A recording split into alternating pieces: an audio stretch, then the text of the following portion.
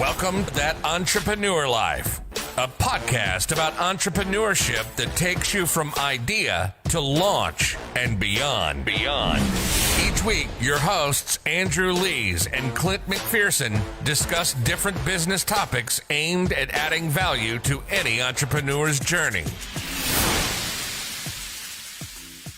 Welcome back, everyone, to another episode of That Entrepreneur Life. I'm Andrew Lees, and I'm here, as always, with my co-host, Clint McPherson. What's up, man?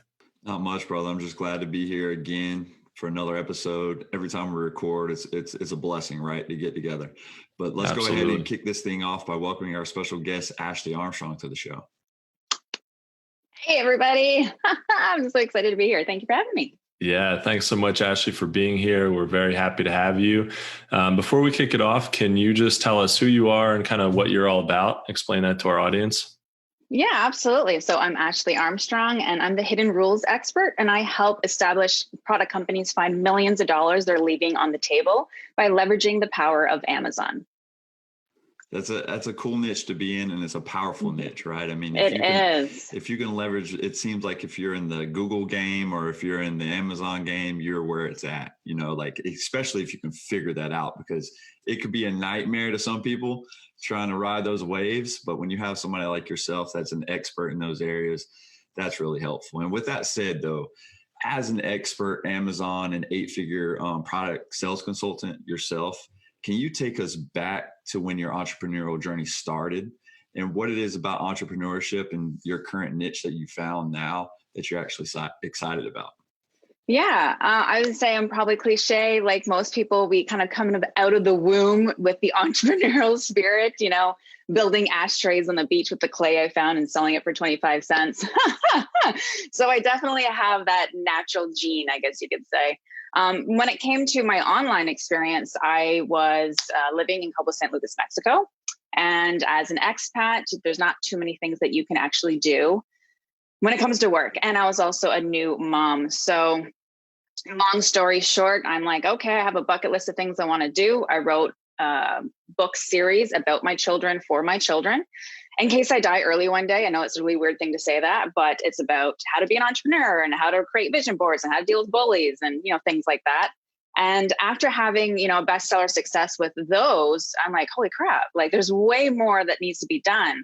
And I was manufacturing my own products in my home and selling them locally. I was the local naturopath and childbirth educator. And I created all these expat support communities within that little town. And I was like, how the hell do I get this thing broader and wider? Because this is just like paying a little bit of the bills, but I need to have a broader reach.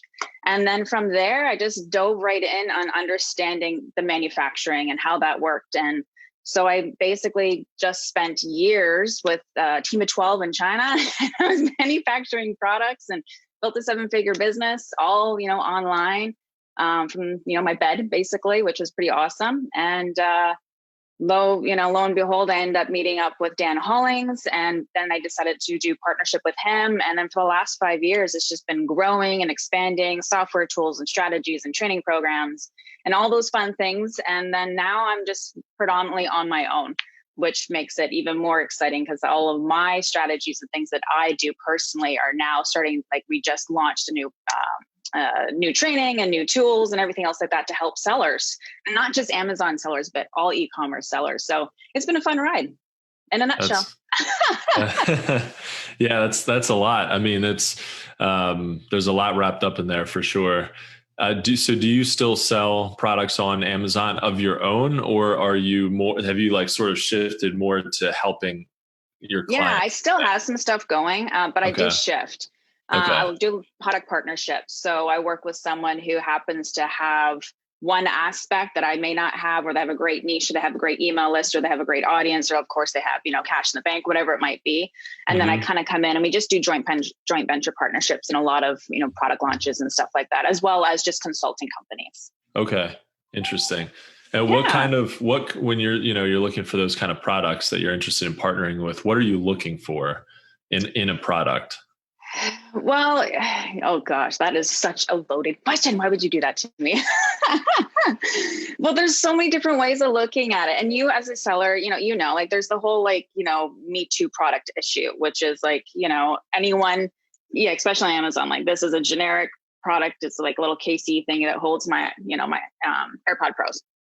So you can literally find a manufacturer within, Shenzhen or somewhere overseas, doesn't necessarily have to be China, that can manufacture it. Yeah. And Alibaba, they are all over the place, but anyone can throw their name on here and anyone can manufacture it. So it's literally a Me Too product. Every single person can have this in different shapes or colors or whatever it might be.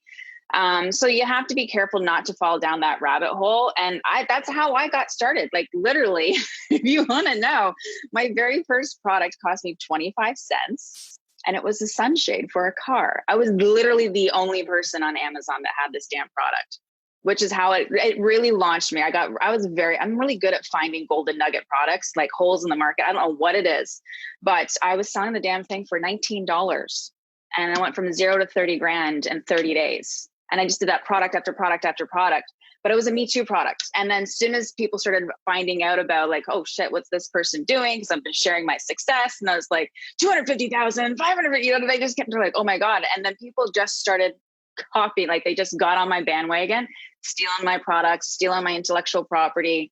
I mean, like it was like tons of copycats. This is like, we're talking like years ago, right? Like almost a decade ago. So when things are kind of getting started.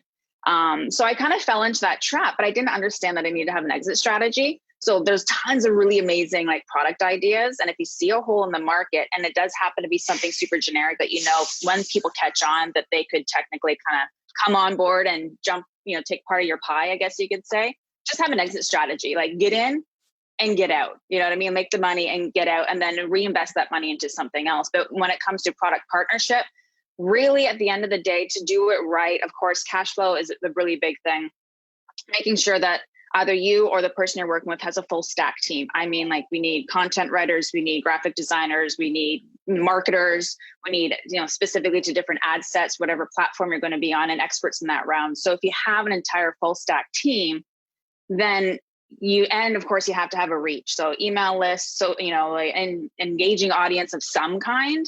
And then when you do launch a product, you have a much better opportunity of being successful right out of the gate when you do a product launch, because you have all those assets in place already.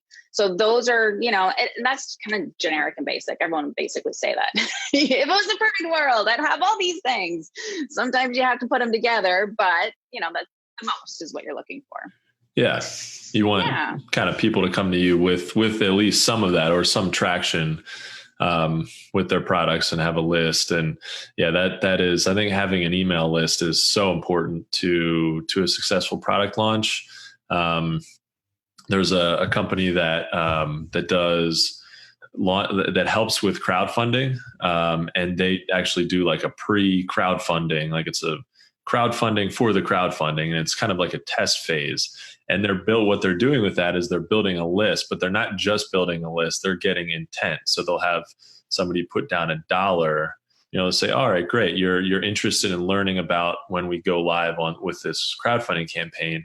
But then to take it a step further, if you put $1 down, you'll get an extra discount or something like that, And then when they launch, when they do the crowdfunding campaign, it's like they fund it in like couple hours or something crazy. So kind of to your point about the more you have, the more, the more contacts you have and the more reach you have in the beginning, the easier and the faster it's going to be. But that takes work, obviously. It takes time, takes strategy. Yeah. It's like launching a book. It takes a whole year to do the marketing, generally speaking, before you even let people know you have a book. So if it takes like a year to product launch a book, if it takes a year to do a movie, like we see the trailers like 6 months before, then like 3 months before, and then they get out more, Like it's this buildup, and every industry does it. So why we wouldn't do it, I don't know, but follow along. It seems to work. That's a perfect example. I mean, I have several clients they created a book, right? I'll do the design cover, and then it's just like, here's the book.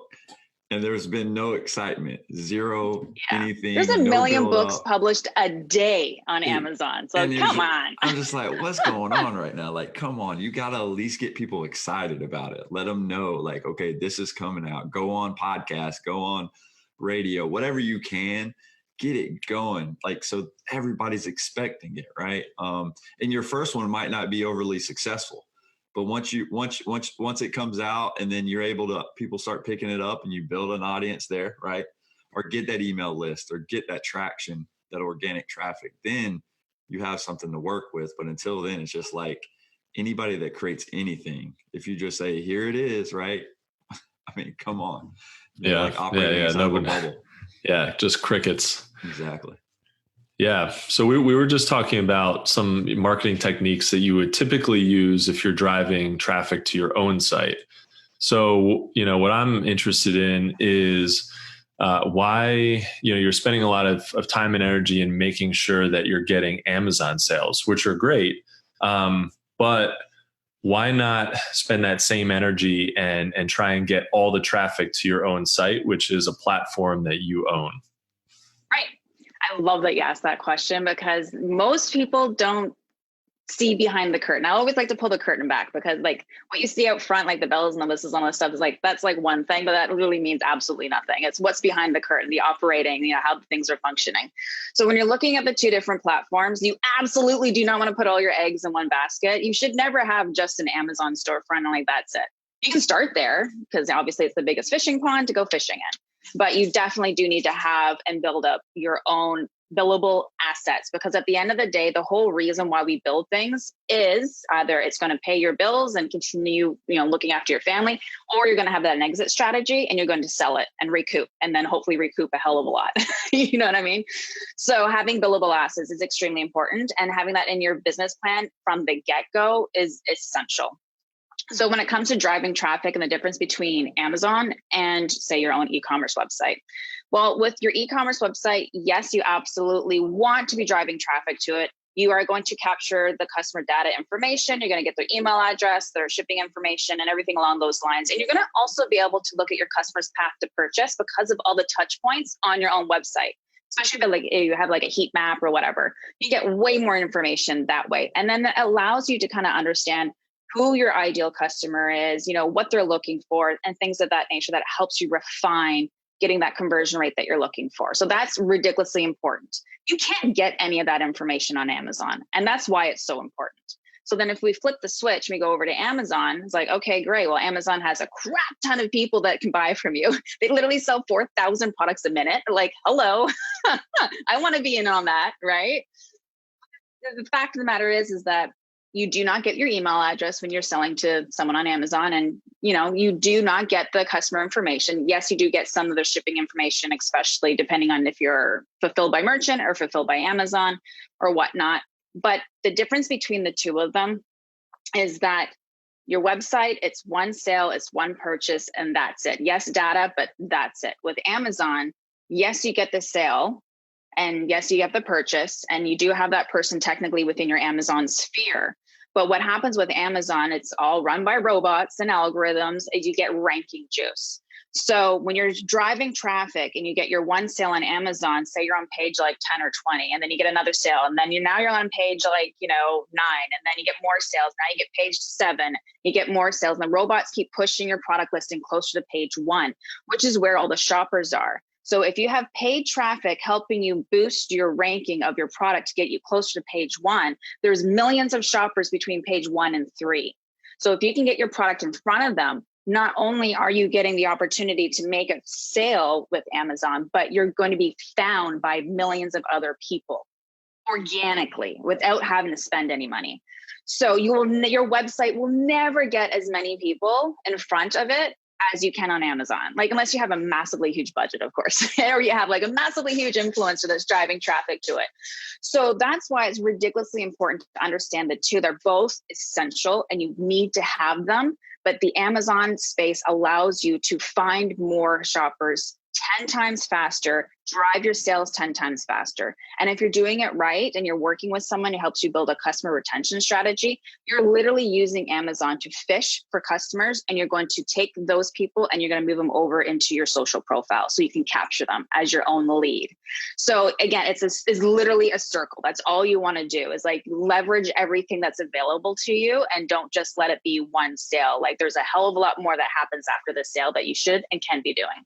Okay. Now, are you able to retarget? How are you getting back in front of those customers because you don't have an email, you aren't able to, and in my experience that, we can be like super nice with customer service and write this great message to a customer and they just ignore it, or, they're just not, it's not the same. Like on our website, our customers, it's completely different customer.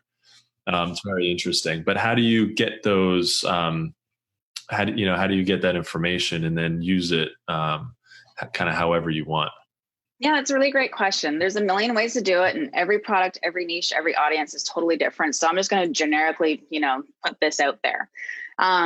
Generally speaking, a lot of people who sell on the platform are pretty much aware of the whole idea of insert cards, because that's kind of like the only touch point that you can, because you have to have that human touch point as much as possible. Like when we were doing it, we used to actually call the customer after every purchase on Amazon. So we used to get all that information. And so many of us were calling, did you have a good experience? Do you like our product? Can you please leave us a 5-star review?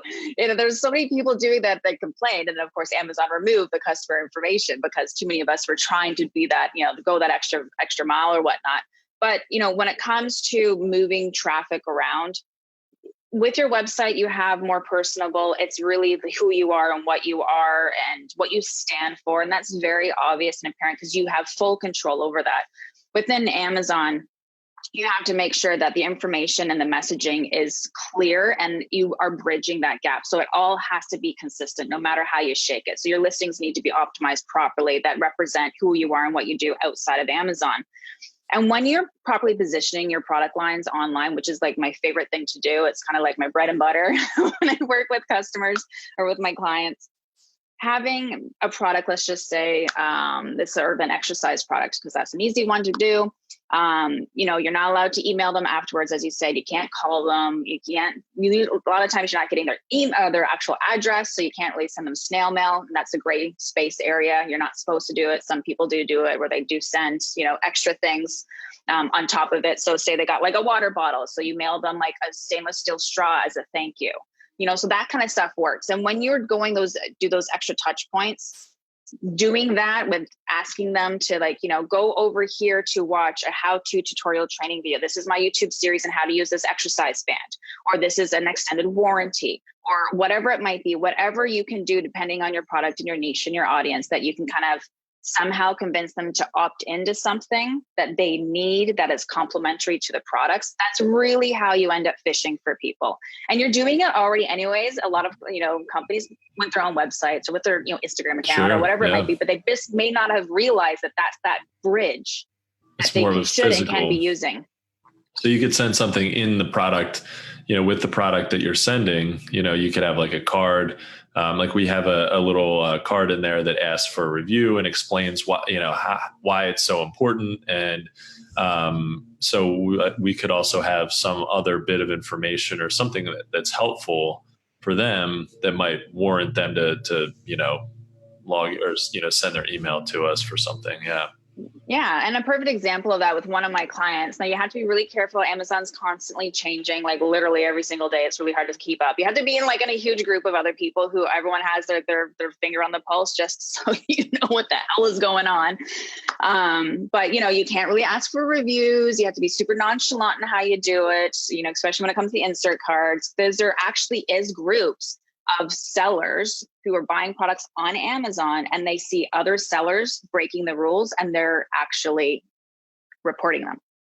So those types of groups are breaking out right now. So you really want to be careful. It's not just Amazon's people who rarely ever see it. There's so many of us sellers, and so many sellers are so pissed off that people are doing black hat tactics that they're throwing them under the bus. So FYI, to anyone who happens to be a seller, there are groups popping up everywhere doing that.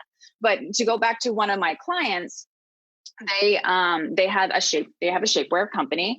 It's very intimate. It's very female driven. It's very, powerful, making sure that the women has everything they need when it comes to confidence and so on and so forth. And the best way that we were able to actually capture the individuals that were buying on Amazon and moving them over into their social profiles is we had a video tutorial series that they had to opt in for, which you could easily just do on, YouTube, which is pretty much free. You can have little login, or if you have a membership site, whatever works best for you. and it showed them like how to put it on and how to use it and, things of that nature. But then they also had another thing where they had a challenge.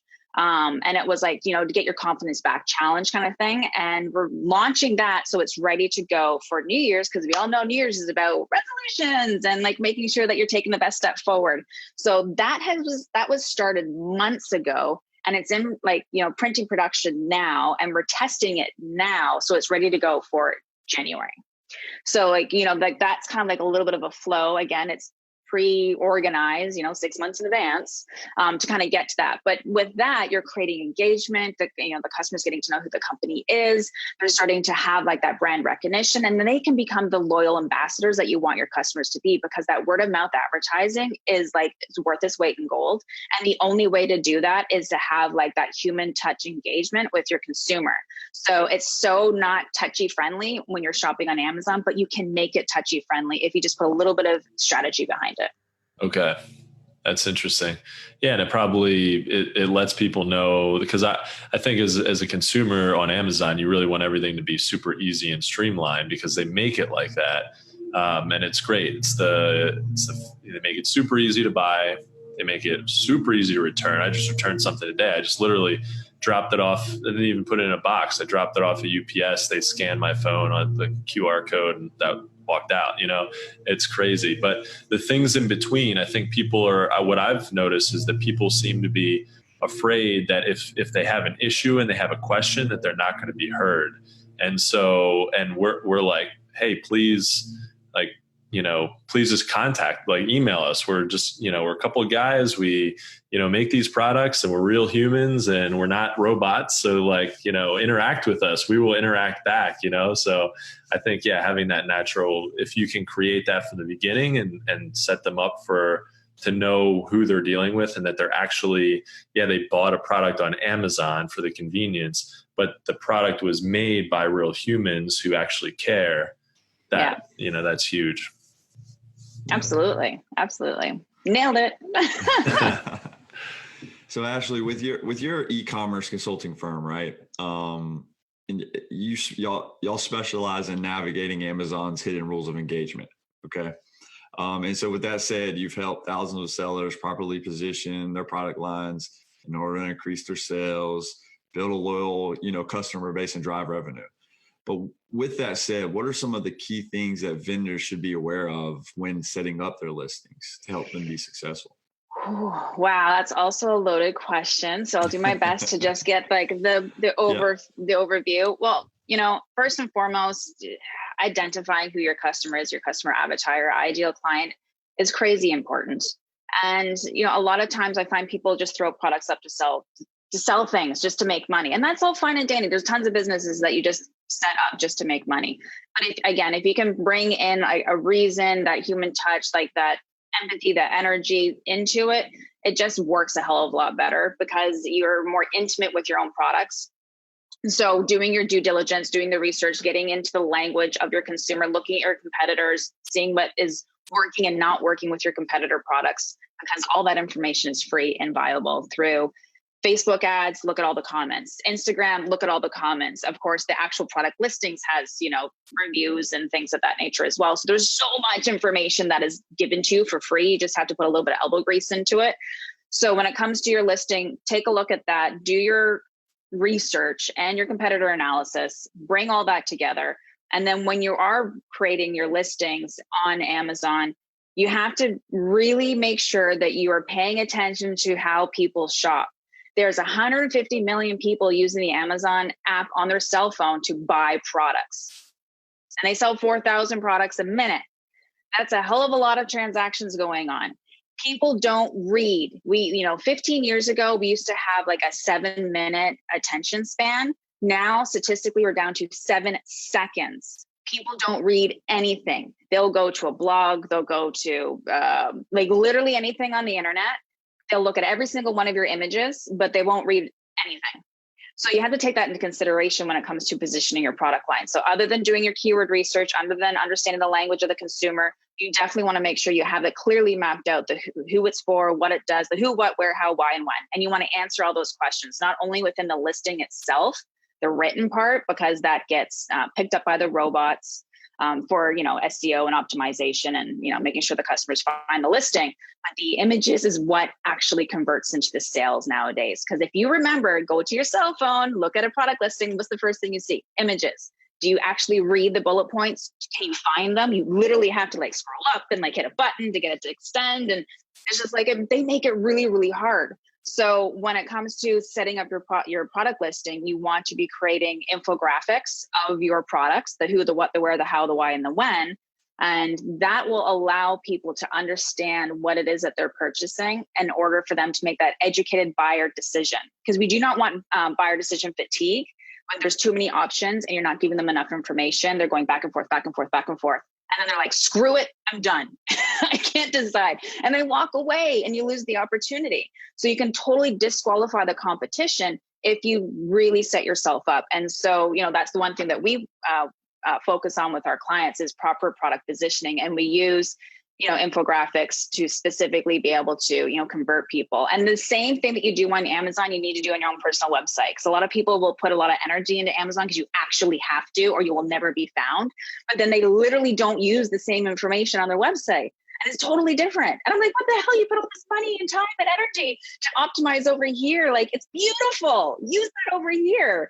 So, when it comes to really with your product listing, it's just knowing your audience and, having a consultant or someone come in to making sure that you're really hitting all those touch points that describes what it is you're doing and who you're doing it for. And then just making sure that you are constantly updating and split testing out the visual content that really does end up making or breaking that conversion rate for people to kind of come through. And it also lowers your returns as well, because if people know what they're getting better, then they're going to buy it rather than not. It's I'm not sure if this is really it. It's does it have an inside pocket or not? Does it have a zipper? Does it have a hood in the back there? I'm not too sure. So I'm going to buy it. And then you get it and there's no inside pocket, but that's actually a breaker. And then you send it back. But if you had an infographic saying arrow, no pocket, or yes pocket, or whatever, then you're going to limit the amount of returns or bad customer feedback or whatever. So there's so many reasons why you want to properly position your product listings.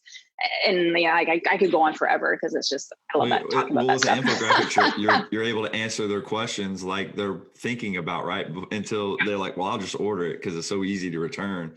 But it still is an inconvenience, Well, it's huge because if you get too many returns, you're actually hurting your account health selling on Amazon. And if you're getting too many returns, they're going to shut off your listing. You're not allowed to sell anymore. Then you're I promise I'm going to do a better job. And and you give them this big ass excuse as to I'm going to do better. I'm going to make sure I have less returns. And then if it happens again, they shut down your listings. And then after a while, they could actually boot you off of Amazon for good for any reason that they choose, they don't really follow their own rules per se.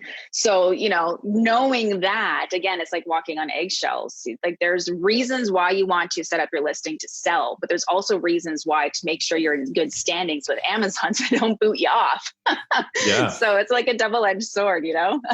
And you really do want to make sure it's very clear, to people what they're getting, because like you said, I think people are very quick because the whole process is so quick. Psychologically, it's not a big deal to purchase a several $100 product now on Amazon, because if you don't like it, you return it. And like I mentioned earlier, you don't even have to box it up and pay for it. You just hand it to UPS, and for some magical reason, UPS takes it and they do something, they box it up. But, I don't know what kind of deal that Amazon has with them, but yeah, it's so easy, which is awesome. I love that's, they make it so they're trying to take every single little tiny pain point out of the purchasing experience. And that makes so much sense. They're converging on something that's now much better than going into a store and buying something, free shipping, easy returns, all this stuff. So it makes a lot of sense. But at the same time, like you said, the attention span is, they're not people. Some people are looking at things. I try and read through the description, make sure I'm getting. When I'm really serious, I read. Yeah. But until I get serious, exactly. I ain't reading nothing. Exactly. Yeah. So and you might not even fully. You might end up, if there's different material options, let's say different, and there's different colors or something, you might not even realize that you bought one color or one material over another, and then you get it, and it's oh, what the heck? I didn't order this. So even if you did. So yeah, I think that's critical. Yeah. So are you focusing on, we've talked a lot about sort of organic, how to increase your ranking organically. Like we haven't really talked about ads yet.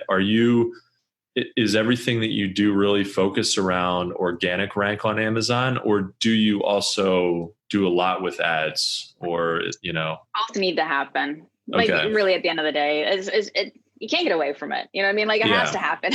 Yeah. You can only do so much organically, and then you just have to have paid traffic. And the fact of the matter is the longer, it's like this for pretty much every platform. Amazon's totally different than, Google ads or Facebook ads. They all have like their own rules and whatever. And you want to have an expert who's managing each one of those things for you, because again, they do have their own rules, and ways that they get things done. But the history of how long the ads are running is so important. Like if you have a brand new product up there and you throw an ad up there, you generally can't even have an ad going on a brand new product listing because it's not even matured yet. Like you have to mature your product, you have to mature your seller account to prove to Amazon that you're legitimate, you're going to follow the rules, and they're all great and dandy. But then you also have to mature your listing, which is like, getting your first, 10 reviews and making sure it's optimized and kind of like playing around with it and getting that stuff started. But until that happens, you can't even set up an ad, even if you wanted to. Like, I'll give you $1,000 for like one click, but they won't do it. They're just like, no, you haven't proved to us yet.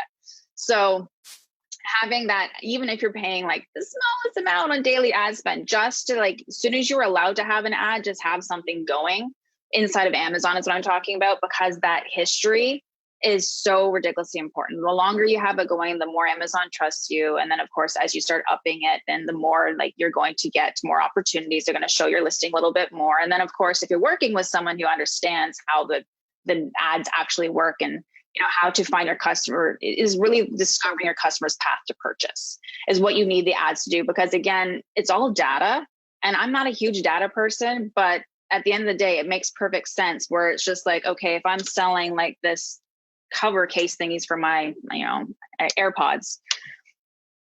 If you put in like AirPod case, so that's a pretty generic, big, keyword or search term. And you have to figure out, okay, well, like, what are people really looking for and how are they really looking for it? And so like, if we break it down, the easiest thing for most people to understand is, let's just say jeans. Okay. So jeans is a search term. It's freaking huge. There could be blue, black, white, men, women, children's, too many freaking things. So using a word jeans in an ad campaign is not going to help you find your ideal client. So it's kind of like too broad.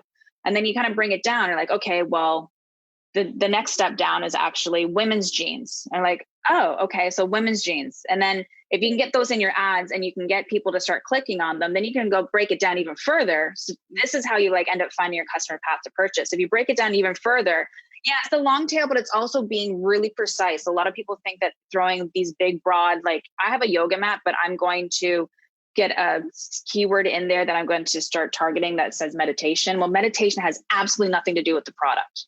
It's not.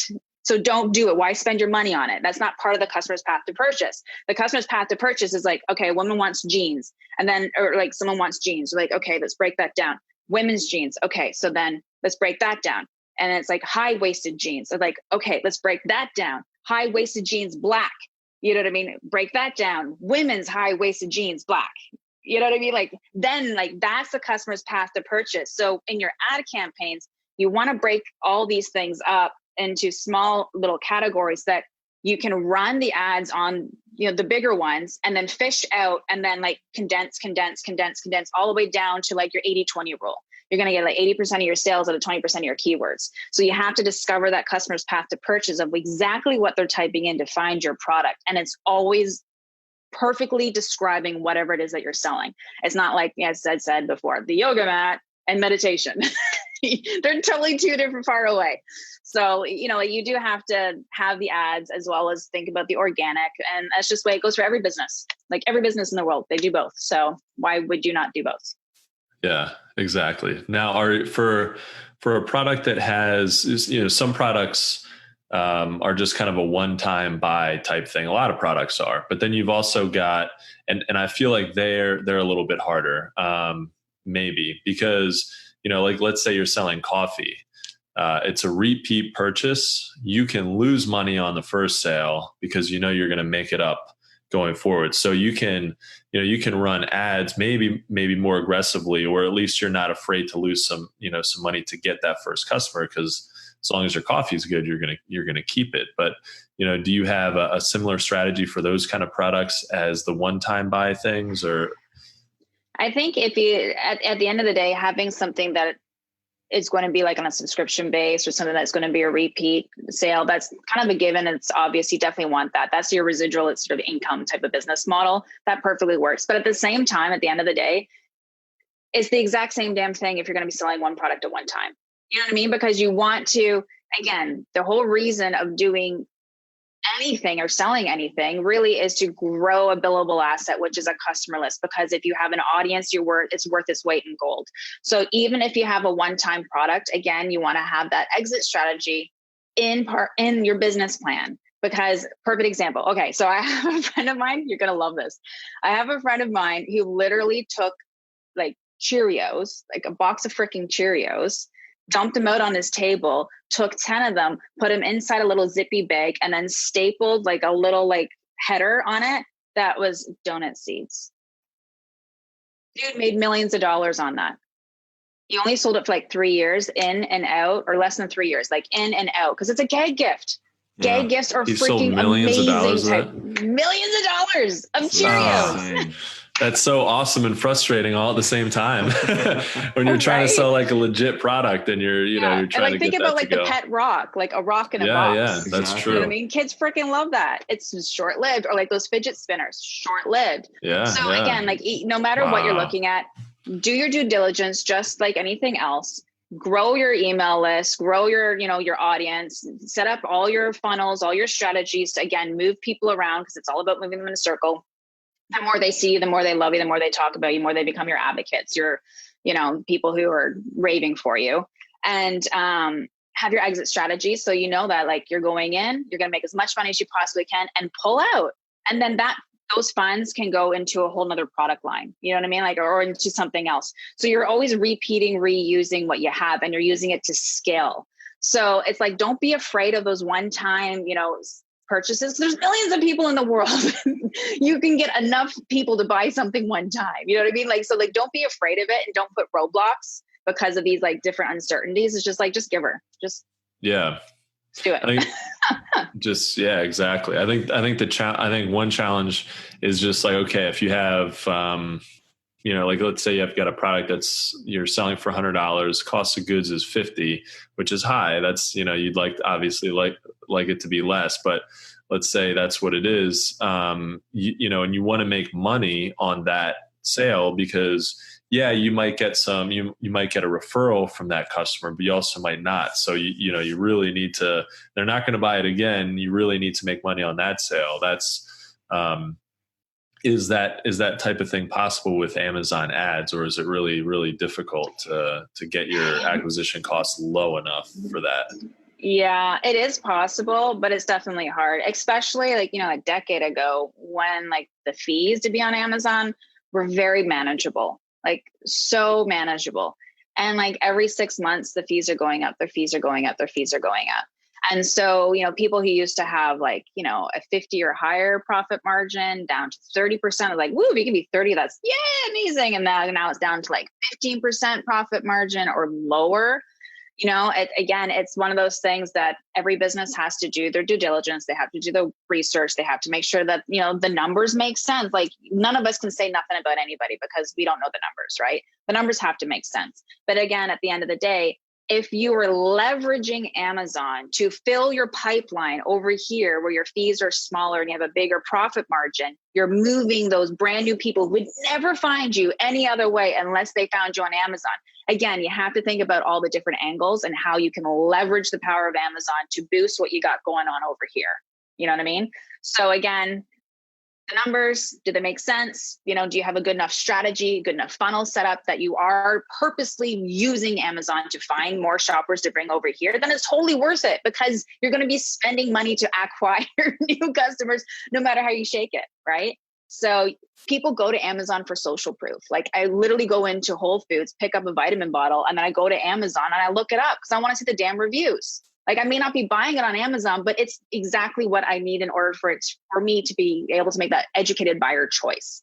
So even if you don't use Amazon as your main distribution channel, every single freaking product that you own needs to be there, and that listing needs to be optimized, and you do need to have it at least matured enough to have a few enough reviews that if someone does look at you just because they want to compare, you have like literally set yourself up. Like, this is what I want you to think about me. This is what I want you to think about my product. And then you're good. Yeah. You know what I mean? Yeah, exactly. Yeah. You get that social proof and you establish yourself and you have that presence. So yeah, it makes sense. Yeah. I love that perspective too. So Ashley, through your entrepreneurial journey, I mean, it seems like it's still going, right? And you're still, hell yeah. it's a full swing and you're killing it. So it's fun. It's been a lot of fun. I actually have another TV segment that's airing 2 days from now. List TV. Awesome. It's going on CNBC, ABC, CBS. I don't know, like 44 cities in the US. It's going to be airing in 2 days. So that's super fun. That's awesome. Yeah, we'll have to tune into that. For sure. We'll have to check it out. But from the highs and lows that you've experienced, I mean, because I know everybody's journey is not on the up and up, Hell no. And it wouldn't be fun if it was. Exactly. And if it was, I don't think you're a true entrepreneur, right? I mean, because the game is about failure, succeeding, figuring out ways to defeat the failure and not to make some of the same mistakes over and over. And with that said, what has been the most difficult thing for you being an entrepreneur? Well, first thing I would definitely want to make sure that I bring up, this is one of the biggest things that I love to talk about, is first and foremost, how strong is your failure muscle? You got to ask yourself that question, because as an entrepreneur, we take failure in every single day of our lives, where the general population doesn't have to constantly figure out how to get something done all on their own between their 2 ears. You know what I mean? So it's something that you have to work and you have to be good at it, and you have to like get up fast and you have to heal fast in order to keep going. So first and foremost, how strong is your failure muscle, and are you flexing that failure muscle? And I want to make sure that people understand that it's part of the game, and failure is a very positive thing because it's life's lessons. So get your butt back up and do it again. So that's kind of first number one. But my biggest thing when it comes, I have so many failures. It's ridiculous. One of the biggest ones was I had to literally destroy $150,000 worth of product because I couldn't move it. And I got stuck into warehousing issues and this issue. Like it's a huge ass story. So that was kind of one big thing. Another one is I hired a con artist who was referred to me from a friend, and that guy stole $60,000 and destroyed a division of the business. And it destroyed me, to be quite honest with you. It took me a little while to kind of bounce back, or even talk to the person who referred the person to me. So that was kind of a BITCH. I had IP issues. Like I'm literally rebranding right now because I have a business name that's identical to another person who has the same business name minus one letter. And I'm like, gosh darn it, like, give me a break. So it's like 3 trademarks later and we're literally rebranding and just launched a brand new product, which happened to be product infographic templates. So we can create those infographics that I was talking about. We actually have 175 templates, 18 categories, easy peasy, 3 minutes, you're done. So those things are ready to go, but we had to rebrand everything because we found out there's IP issues. Yeah, like the list goes on and on and on.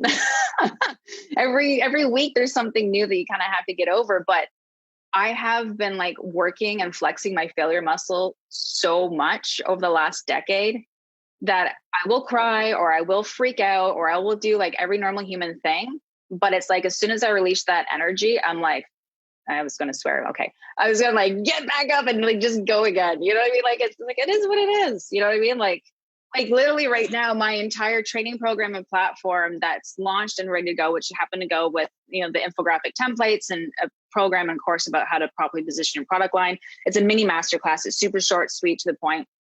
And we have amazing feedback, which is great and dandy, but the damn freaking landing pages that we built everything on won't open fast enough. So none of the ads will run on it. So I literally have to rebuild the last 6 months worth of work of funnels and affiliate programs and training and everything on a whole new platform. So Kajabi is now my new best friend, and we're literally starting that right now. So the last 6 months worth of work has literally gone up in flames. And I was like, yeah, shit, whatever. All right, let's keep going. It is what it is. Just keep doing it. So, like it's, no matter what, you're still going to experience things. So just get up really fast and keep going. Yeah, agreed. I mean, that's it. You just got to keep moving, because there's always a solution for whatever problem it is. And it might be really frustrating, but I like that, where you just kind of get that emotion out. And then once that's out, then you can move on. You don't have to keep it all in all the time and pretend everything's perfect, but yeah. I hate that part, because like really, one of my mentors, like I freaking love the little line that she uses. She's like, shit needs to happen in order for a shift to happen. And it's so true. Like, how many times have things that were supposed to be really good not happen, but the silver lining end up being 10 times better? Oh yeah. Right. Absolutely. So, all the time. Yeah. Yeah. We were just talking about this actually yesterday, Clint and I, on another episode, but I mean, it's exactly right. You really need sometimes the thing that you think is going to be the thing that you need, like you need that job, you need to get into that college, you need to, launch this product perfectly, and it needs to hit a certain target number of sales or whatever it is. You don't hit that. And it just, every single time, as long as you're continuing to get up and move forward, you're going to figure out something better is going to come along, and maybe it's not better. Maybe it's just different, and that's fine, So yeah, I love that. Well, Ashley, as we wrap up this episode, I mean, there's still, I've got questions, I've got more Amazon questions for sure. Yeah. Well, I'm always here. You know where to reach me.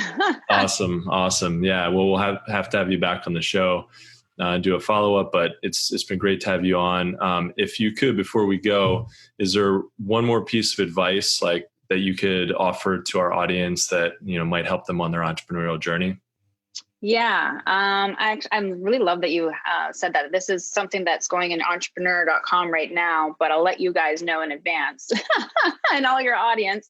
One thing that I love, the one thing I love to talk about, like September was, self-care month.